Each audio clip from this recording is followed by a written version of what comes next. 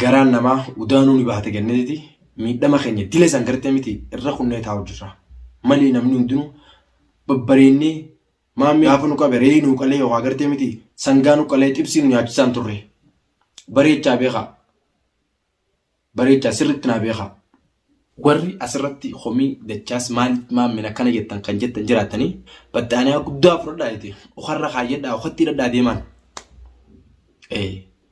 gaabii gurguddoo laalaati maammee okoo kaayyadhaa deeman. Assalaamu alaikum warahmatullahi wabarakatuh. Akkam nagaa qabdanii daawwattoota kiyya qaaliif gaarii bakka jirtan maratti salaamtaan tiitan onnee irraa buqqaate isaan akka qabduun isin jaa akkam isin nuu jirtan alhamdulillah rabbil alamin galata rabbi argina jira numa jirtan isin xiqqishoo waan na dhibe waan ajaa'ibaa takka tan na dhibee jira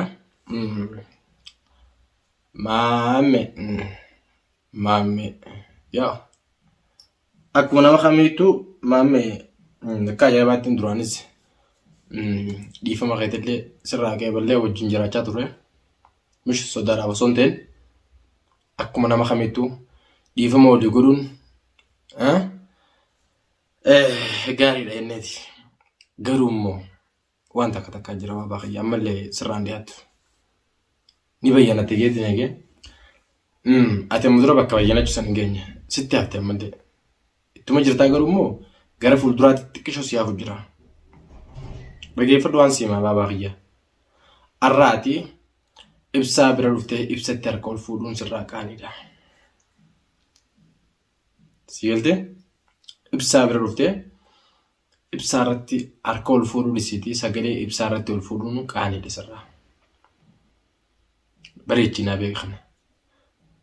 Lammaffaa irratti hoggaa akka na laaltu hoggaa ibsaa akka laaltu waardiyaa mana keetiiti si fakkaanne moo waardiyaa keessa si fakkaanne baabaa kiyya moo akkuma jara duraan dhoqqee irraa tolfatte sanitti ammallee deebitee isinuma kanaawo eega wajjin jiraannetti isinillee dhoqqee irraa isin tolfachuun qabaa waan jooyatti maame baga rabbi nagaan si baase jalqaba irratti tamam baga rabbiin si baase ba'uu keetiif tasna jee akkaan ta'eef akka malee hin taateefu akka baatettuu baate erga baate immoo yaa nuti wanni duraanis olii gad fiigaa turreef siif jecha maaliif rakkootee jenneeti miidhamni kee miidhama keenya cabni kee caba keenya baqni kee baqa keenya jenneeti si rakkachaa turre baay'ee takka galatoomii maame ibsaa waan takka illee jechuun hin dandeessu waan si gaafate ibsaa waan sirrii si gaafate isaanii wajjin walii galtee feetees yoo goote san dhimmarraan qabuun akka dachaasitti abbaa federaa dhimman qabu. Ani bulchaa biyyaa hin taane bulchaa biyyaa osoo hin ta'in abbaa gandaatu hin taane jechuudha. Abbaa torbee kajaan sanuu hin taaneen akka nama tokkotti. Maaliif walii galtanis aangoo irraa na darbitanis hin qabu qabeenya irraa na buqqaaftanis hin qabu qe'ee irraa na buqqaaftan illee hin qabu abbaan fedhe walii galeen dhimman qaba jechuudha barbaadeeti. Qafadee utaanaan kanaatee wajjin hin jiraadha kanaan ta'e ammoo irraa hin dhaabbadda. Walaakin ammoo akkamitti osoo siifi dachaas jirtanuu manni kiyya saamamaa baaba dachaas maneegi jettee kutte dachaas maneegi ibsaa maneegi jettee kutte siifin deebisaa bareeddu takkaan si deebisaa dhageeffadhu.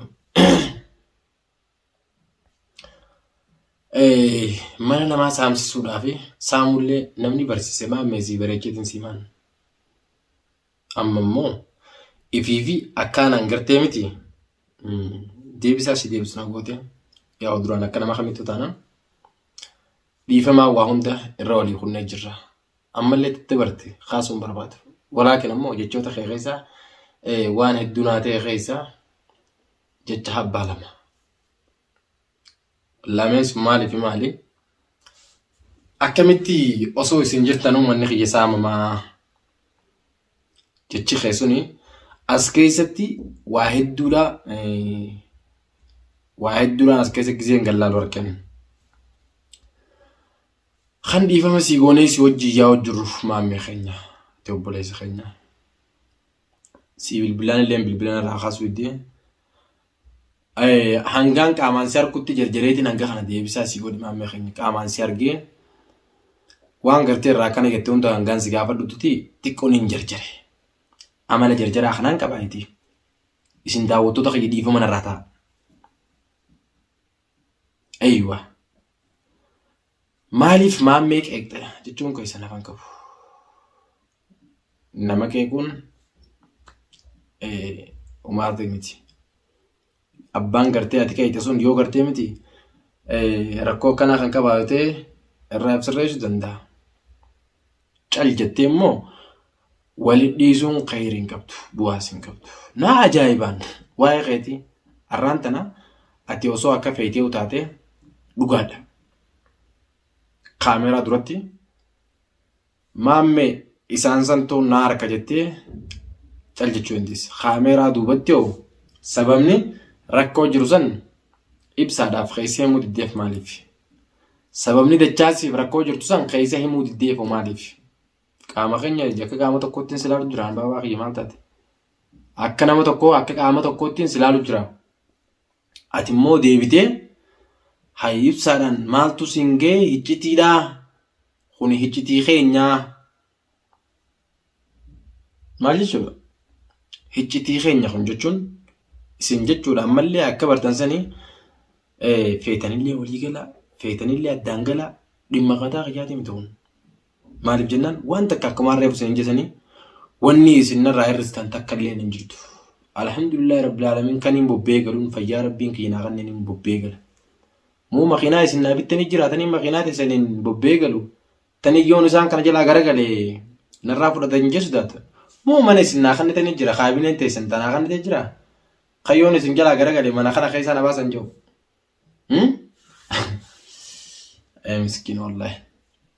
Kanaaf dhugaa jirtu maan dubbadhaan abbaan fedhee utaanaan feetan aaraa feetan dhiisaa rakkoo hamtuu halee irra funnisanii rakkoo hamtuu halee irra funnisan garaan namaa udaanuu ni baate kenneeti miidhama keenya dile san gartee miti irra kunnee taa'u jirra malee namni hundinuu babbareennee maammeen gaafa deenne gaafa nu qabe re'ee nu qalee yookaan gartee miti sangaa nu qalee xibsii nu nyaachisaan turre bareechaa beekaa bareechaa sirriitti naa beekaa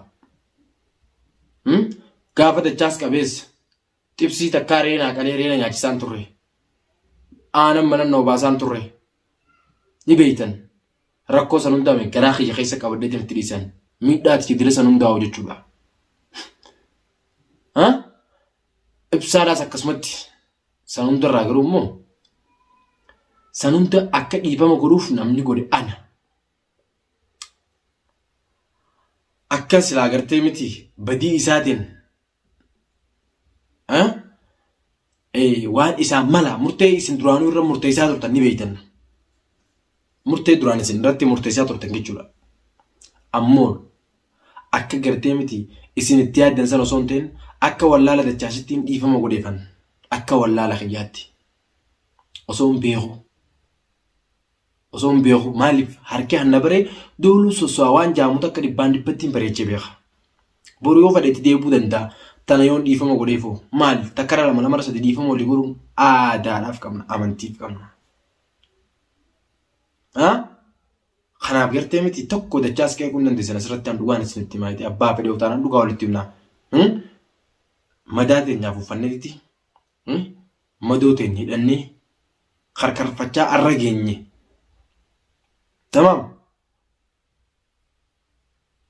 nyaataa dhugaatiin malee gaafaan guyyaa lama waliin qaba bishaan burcuqqoo takka bichaan obaasee maamee biraa yoo dhugaa walitti himne jechuudha. Bishaan burcuqqoo takkaan guyyaa lama gaafaan waliin qaba. Annarratti abbaan fedhe afaan banuu hin danda'an dhugaan himaati. Garuu kana hundaa'uu dhiisneetitti akka obboleessi tokkotti akka gartee miti akka nama wajjin nyaate tokkotti dhiifama walii goone deemu jirra. Ati ibsaa irratti sagalee ol fuudhuu dhiisiti harka itti ol fuudhuu dhiisiti. Sagalee itti ol fuudhuu hin qabdu ture baabaa keenya. Baabaa keenya sababaa keetiin maatiin ibsaa baay'ee jeeqamaa turan. saroonni kee duraan gartee duraanii maatii ibsaadhaa gaafa dachaas qabdee akka godhaa turte bareechitee beektan fakkaata. Yaadni dagatiin laal seenaan gartee miti uuma abbaan dalageeni namaa galmu miti. Namni lubbuun jiru tokko garuu seenaa gaarii fi seenaa badduu dalagaa. Yoo qalee badduu dalagee arra gaarii dalaguu danda'a. Nama lubbuun jiru faarsuu fi arrabsuunis baay'ee nama dhiba waan jaamu jira. Namni arra balleessi boru sirreeffata. Ka arra wallaalillee boru barata. Arra waan badduu dalagde boru waan gaarii dalagde. Kanaas ni beeyna. Arraan tan ammoo ati osoo isin jirtanuu qabeenya xiyyaa akkamis saamama jechuun keessun tuffii nurraa qabdu nan fakkaata maammee. Eeywa tuffii naa fi ibsaarraa qabdu nuti waardiyaateeti miti baaba. Mataa si gala qaqqabanneen jiraannu sii taateetiin wajjin jiraatta sii ta'uu baannaan magaalaates seenatti xuriin keessa jalaa wanni nurraa irratti takka illee hin jirtu. Abbaa fedhee haa ta'u ibsummaan kunuu yoo gartee harakaa dandachaasi godha jee hallayyaa dhaqa. Ibsummaan mataan isaatu jechuudha.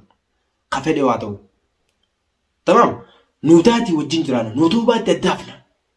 Eeywa ibsummaan silaa gartee miti illaa hanga ammaa irra miidhamaa as ga'e kunuu yoo hangan takka gartee miti jecha xiqqaa tokko nagee addaafna malee an isaafuu gartee miti itti himee yoo fudhachuu didee hallayyaa haa seenu.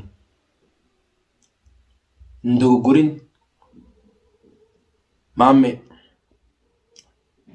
bareechitee nu beekte baabaa kiyya dhugaadha. Akka feetee yoo dalayde tadalayde rabbiitti si gaafata malee an si gaafachuu hin danda'u. Dhiifamas si godhee jiru waan ta'eef. Amma immoo deebitee ammaan tana nuti tuquu hin dandeessu. Nuti haarisa mana keetiitti miti yookaan haarisa keetii miti. Kan bishaanii fi gartee miti. Feestaala jimaa si qabnee harka tokkoon bishaan qabnee si gala deemuutti hin jiru nuti. Si taateetti nu wajjin jiraachuu jirtan fakkaata abbaa. Bareecheetiin sitti himan. Maaliif? Sodaa nama tokko waan hin qabneef. Tamam. Sodaa nama tokko waan hin qabneef.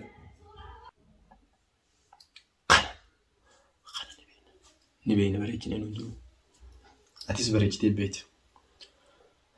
Siitaanaanu nagaa naa wayya jetti.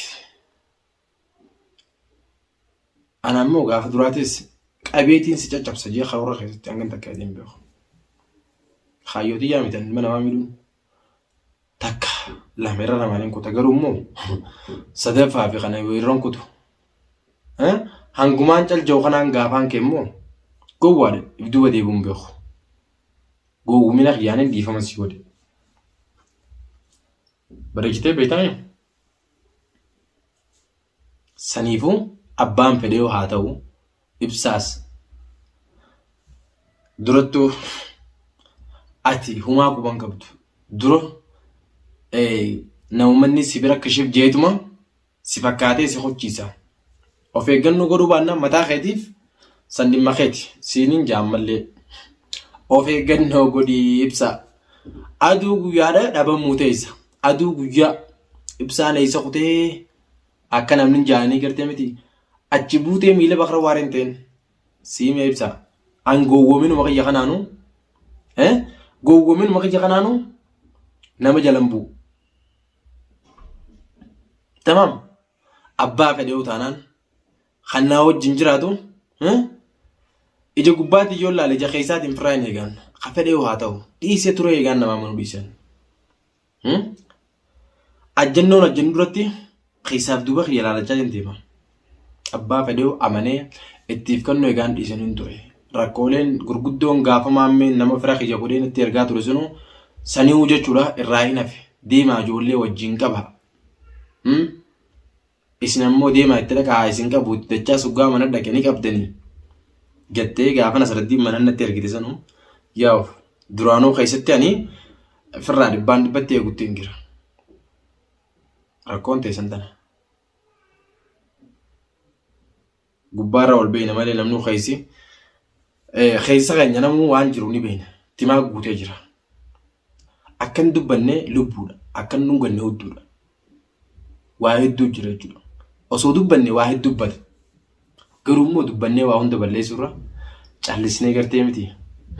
Obsinee irra walii kutuu wayya jenneeti hanga irraan tanaa obsinee deemu jira. Saniif maammee obsirreessi. wantoonni ati goote guututti dogoggora. Feetee isaanii hojii galii feetee dhiisii hangaan qaamaan si harkuuf waan hin jarjareefin viidiyoo hanga kana siif waraabe akkasi yeroo agartee naaf ta'u waliiti yoo barbaadde mana kiyya kottuuti dachaas maalirraa akkana jette jiiti kottu na gaafadhu san kaameeraa duubattiin si himaa waan hin akkasiin jeef. Waliigallee akkasi warri asirratti homii dachaas maammina akkana jettan kan jettan jiraatanii galatooma waan biraa isheen hin jirtu. Galatooma maammee battaaniyaa guddaa fudhadhaa jettee okarra kaayyadhaa okatti hidhadhaa deeman. Gaabii gurguddoo laalaati maammee oka kaayyadhaa deeman. Warri maammee maaliif akkana jettan? Kunaa isin sodaa maammeetis hin qaban sodaa nama tokko illee hin qabu. Bakka namni tuqatti immoo ofirraa nafu. Maammeen tuttuqi maammee gaabii guddoodhaan oka kaayyadhaa deemaa hundi keessanuu maammuma sanii nama na tuqan diisuun abbaa fedhuu taanaan nagaan na jiradhaa.